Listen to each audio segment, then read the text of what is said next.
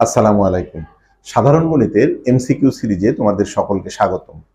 আজকে আমরা ঢাকা বোর্ড 2016-তে এসেছে খুবই গুরুত্বপূর্ণ একটি প্রশ্ন। এই প্রশ্নের সমাধান করব। দেখো প্রশ্নে কি বলেছে যে কোনো বর্গক্ষেত্রের ক্ষেত্রফল এবং তার কর্ণের উপরে অঙ্কিত বর্গক্ষেত্রের ক্ষেত্রফলের অনুপাত কত। দেখো আমি একটা বর্গ এঁকেছি। এই বর্গের যদি এক বাহুর দৈর্ঘ্য এ হয়, আমরা জানি বর্গের প্রত্যেকটা বাহুর দৈর্ঘ্য সমান, তাহলে বর্গের যদি প্রত্যেকটা বাহু এ হয় তাহলে এই বর্গক্ষেত্রের ক্ষেত্রফল হবে হচ্ছে আমাদের এ স্কয়ার। কেন? কারণ আমরা জানি বর্গক্ষেত্রের ক্ষেত্রফল মানে বাহু গুণ বাহু, তাহলে বাহু আর বাহু গুণ করলে এ আর এ গুণ করলে এ স্কয়ার হয়। এটা হচ্ছে বর্গক্ষেত্রের ক্ষেত্রফল। আমরা এই অংশটুকুনের ক্ষেত্রফল পেলাম। তারপরে বলছে তার কর্ণের উপর অঙ্কিত বর্গক্ষেত্রের ক্ষেত্রফল। তাহলে এইখানে আমরা যদি একটা কর্ণ আঁকি, খেয়াল করে দেখো, আমরা যদি এখানে একটা কর্ণ, এই ধরো একটা কর্ণ দিলাম, এই কর্ণটা দেওয়ার পরে এইখানে দেখো আর একটা বর্গ হয়েছে। বলছে যে এইটার ক্ষেত্রফল তোমাকে বের করতে হবে। এখন আমরা বর্গের ক্ষেত্রে কি জানি যে এই কোণটা সমকোণ। যদি বর্গের এক বাহুর দৈর্ঘ্য এ হয় তাহলে আমরা কর্ণের দৈর্ঘ্যর সূত্রটা কি জানি?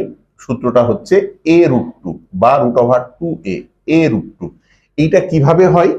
এইটা এইভাবে হয় যে এইটা যেহেতু সমকোণ, তাহলে এই বাহুটা অবশ্যই অতিভুজ।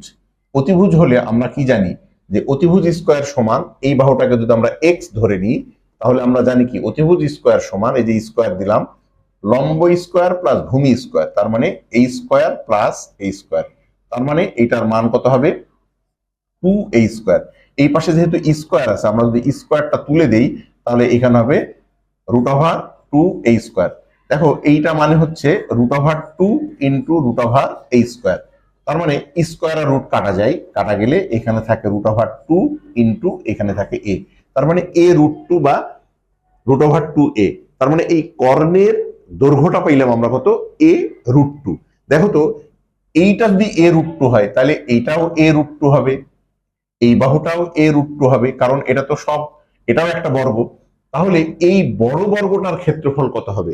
বড় বর্গটার ক্ষেত্রফল হবে তখন a√2 তার উপরে হোল স্কয়ার। আমরা জানি বাহু স্কয়ার, তাহলে এইটাকে স্কয়ার করলে কত হবে? দেখো তো, a স্কয়ার আর স্কয়ার আর রুট কাটা গেলে এখানে থাকে কত?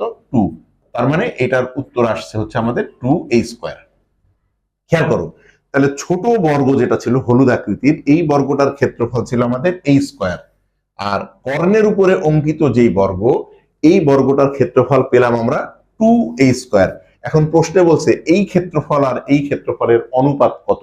আমরা জানি কি অনুপাত মানে তো ভাগ, তাহলে আমরা অনুপাতটা একটু করে দেখি কত হবে।